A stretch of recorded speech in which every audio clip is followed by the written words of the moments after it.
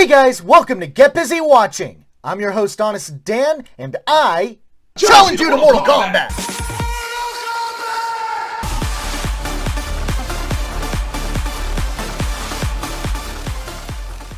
I'm something of a purist at heart. The OG flick is a downright 90s classic to me, and is one of the few good, or at least enjoyable, movie adaptations of a video game. Annihilation was certainly trashed by critics and fans at the time, but you'd find that same fan base was pretty eager for the planned Mortal Kombat devastation. Sadly, that pesky production hell chained it down for over a decade and ultimately never saw the light of day. Very sad. Fast forward to today, Midway Games went bankrupt, Warner Brothers purchased their assets, which includes, but not limited to, such classics as, well, Mortal Kombat, Gauntlet Legends, would totally be down for a Gauntlet movie, not gonna lie, Rampage, which saw a pretty solid adaptation into a film, and seriously, Doom 64? Good to know, I guess. In any case, what with the success of Mortal Kombat 11, the extended story Aftermath, which saw the return of Cary Hiroyuki Tagawa playing Shang Tsung in a pretty important role, as well as the inclusion of the 95 character skins and their associated original actors lending their voices within the game itself. Yet again, you betray Earthrealm. Are you surprised, Raiden? Only that it took you so long. What's it gonna take for you to respect me? Partial, maybe full vasectomy. Ooh, I love it when you talk dirty. I guess there's no better time than now to release a Mortal Kombat movie. In case I haven't put it down on paper yet, I'm not overly excited for this flick. The primary reason being the new main character, Cole Young. This is not what I, as a fan, wanted to see. Ultimately, I'm predicting good to great action. That'll depend on how reliant this movie is on quick cuts and shaky cam. Who knows? Maybe the action will be so good that it'll carry the film in such a way that the characters may not actually matter that much. I don't want that. I'm not truly expecting the writing to do the characters that I am familiar with justice of any kind. Hoping to be wrong, I truly have no idea, so we'll see. This is my honest opinion of Mortal Kombat.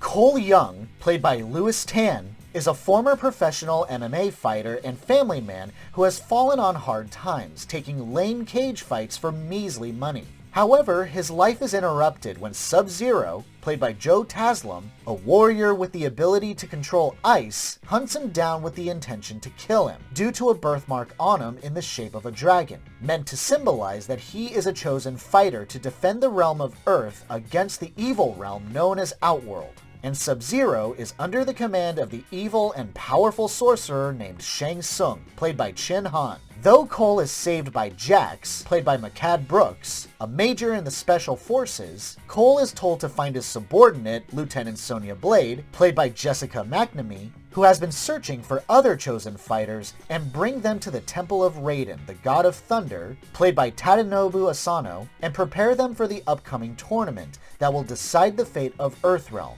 A tournament called Mortal Kombat. However, Shang Tsung intends to use his minions to kill the chosen fighters before the tournament even begins.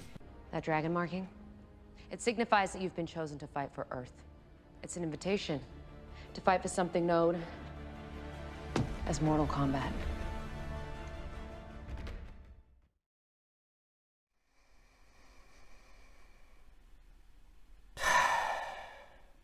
I don't hate it, but I don't care for it either. Even by my already low standards, the movie didn't even measure up to those. Let's get the positives out of the way. The violence. When a character gets brutalized in horrible ways, it's painful and gory. As I said before, I wasn't expecting the over-the-top fatalities from the games, but this movie does earn its R rating. And okay, fine, I will give credit that the casting was not bad. The true martial artists aside, which they definitely sold their fight scenes, make no mistake on that one, McNamee as Sonya, for example, was very well done. I had no problem seeing her as Sonya Blade. A bit too, if you just give me a chance I can prove myself, but other than that, she was fine. Same with Josh Lawson as Kano. Brooks as Jax, yeah, kinda grew on me. I definitely had my doubts about that one, but it turned out to be okay. And I kind of admit that Cabal sorta won me over. Hell, you could turn this whole temple into your own casino if you wanted to. Just name your price, then double it again. What are you waiting for, asshole? That's kind of it. So I got well-casted actors and violence. Great. So it's Hellboy 2.0. That's all I really got out of this. And I'm probably going to catch some flack for saying this, but I think I prefer Hellboy 2019. Objectively speaking, no. This is definitely a better film, but woof, not by much. Alright, so here it is. The cynics out there can roll their eyes all they want and say that the MK games aren't known for gripping drama that would shatter the world of storytelling. Sure, fine, not exactly wrong. Heroes banding together to save the world is a story that's probably as old as sci-fi itself. But here's where I come in to debate. What drives a tired story forward are compelling characters with relatable motivations, not just violence. Violence in video games is not hard to come by in 2021, so Mortal Kombat doesn't exactly claim any special crown. It definitely wasn't the only game with that kind of violence and blood. There were games that actually surpassed it. What it did have were, you guessed it, compelling characters. They had those interesting backstories and motivations, or were so ruthless and manipulative that you couldn't help but love to hate them. Why do you think Scorpion and Sub-Zero are fan favorites and appear in pretty much all of the games? In MK11, when Melina wasn't in the vanilla roster but was confirmed as DLC, why do you think her dialogue goes, "A million souls cried out for my return"? Because the fan base loves Melina and demanded that she be put back in the game. But you'll never hear someone say, "Oh, but won't someone please love Suhao or Cobra?" There's reasons for that, because they're lame characters. This realization started to slowly creep in on me, but then I read an article, and all of a sudden, everything started clicking into place. This article in question basically said that it celebrated the movie, even though it was imperfect, it was for the fans. My ass, this was for the fans. Fans want Johnny Cage, not Cole Young. Their backstories are similar enough, it's honestly kind of a wonder why he wasn't in the movie. Fans want more than just 5 minutes worth of Scorpion and Sub-Zero fighting in the beginning and at the end of the movie. Fans want Kano to have the faceplate and his laser eye to be a cybernetic augmentation, not some bullshit find your inner chi or whatever the fuck they were calling it. Ah, laser beam! It's better than fireballs, you pussy! Speaking of which, the world of Mortal Kombat has a lot of fantasy elements, but it's seamlessly blended fantasy with sci-fi. Again, Kano's eye is cybernetic. Jax's arms are cybernetic. The Lin Kuei underwent a brutal process of changing their warriors into cybernetic warriors. This was a universe that was shameless about what it threw at its player base, but it worked to such a degree that none of us truly cared. It was all about a diverse roster of fighters to choose from and a creative world to fight and spill blood and intestines in. But this movie forgoes all of the sci-fi elements and just lumps it all into fantasy. How do you even do that? Tap into your inner arcana and Jax's less than stellar looking arms will become stellar looking arms. By the way, that's what they call it. Arcana. Thank you, Persona 5, for teaching me this word. Thank you, Cat, for introducing me to this weird-ass game, making me fight giant penis monsters. Can you tell what I'd rather have done with my time?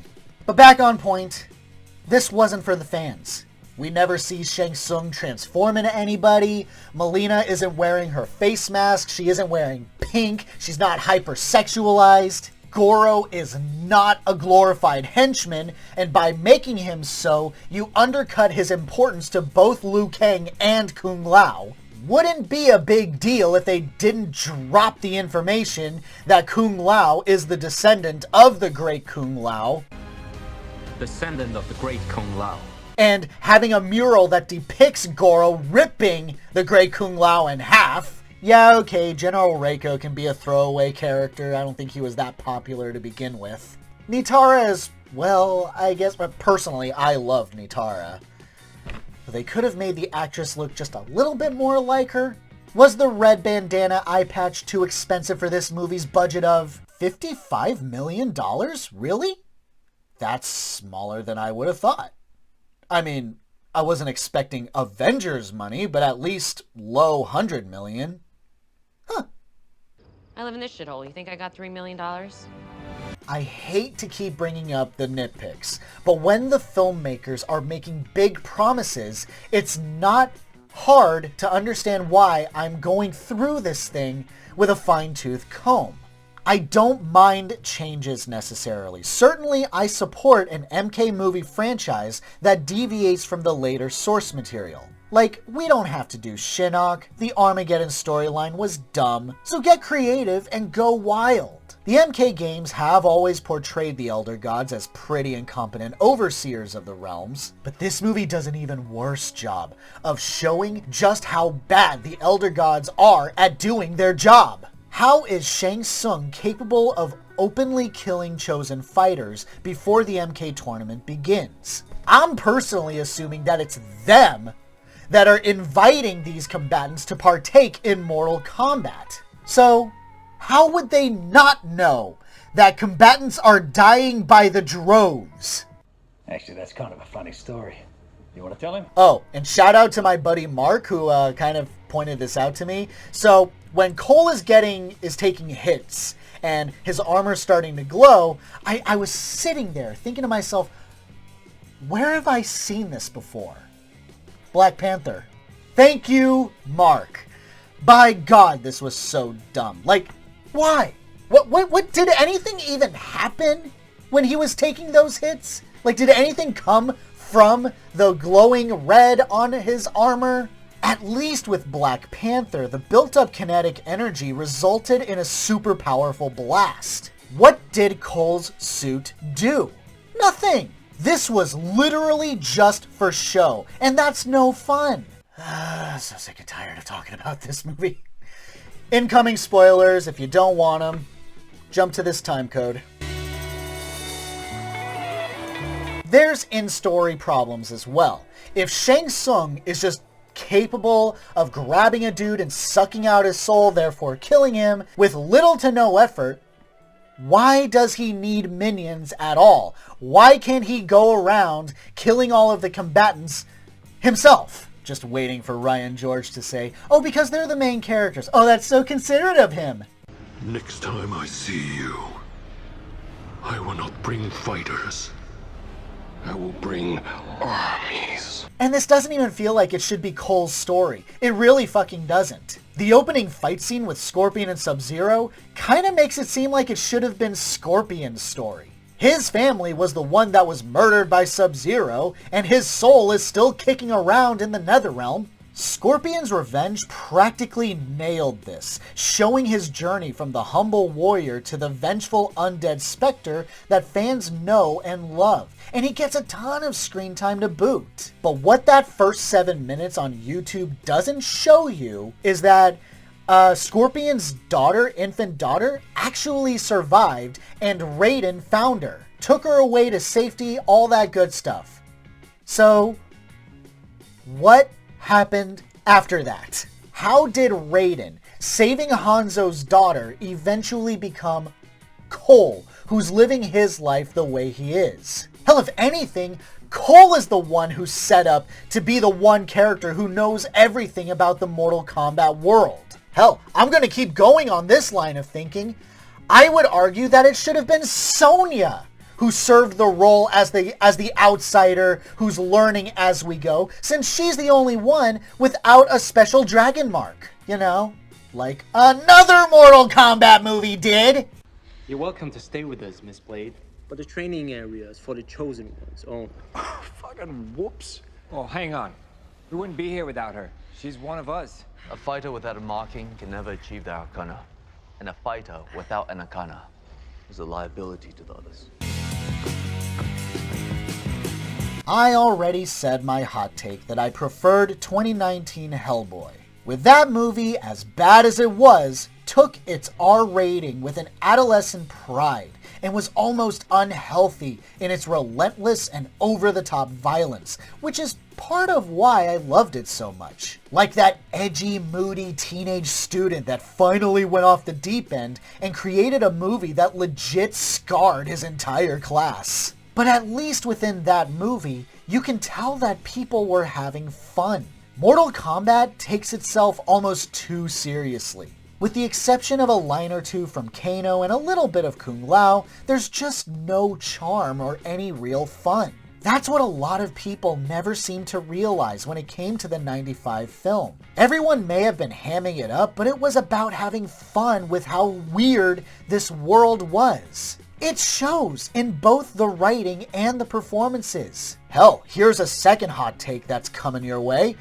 I have more respect for Annihilation than this flick. When Cyrax shows up out of nowhere, no fan questioned who this was, where he came from, nothing. He was a ninja robot and you had to live with it. When Melina showed up, yeah, it's brief as all fuck, but there was no denying who her character was, and she was played by Dana He, an actual martial artist. No offense to Sissy Stringer. The point is, these movies didn't owe anyone an explanation and just went balls to the wall creating campy magic. Here, it's just so self-serious and trying to be the wrong kind of emotional. Yeah, because when I think Mortal Kombat, I think family man who just wants to protect his wife and kid. Look, Mortal Kombat is a franchise that can have its emotional centers. There are plenty of characters with tragic and or dramatic backstories that would lend their way beautifully to a cinematic experience. But you have to be very precise and surgical about it.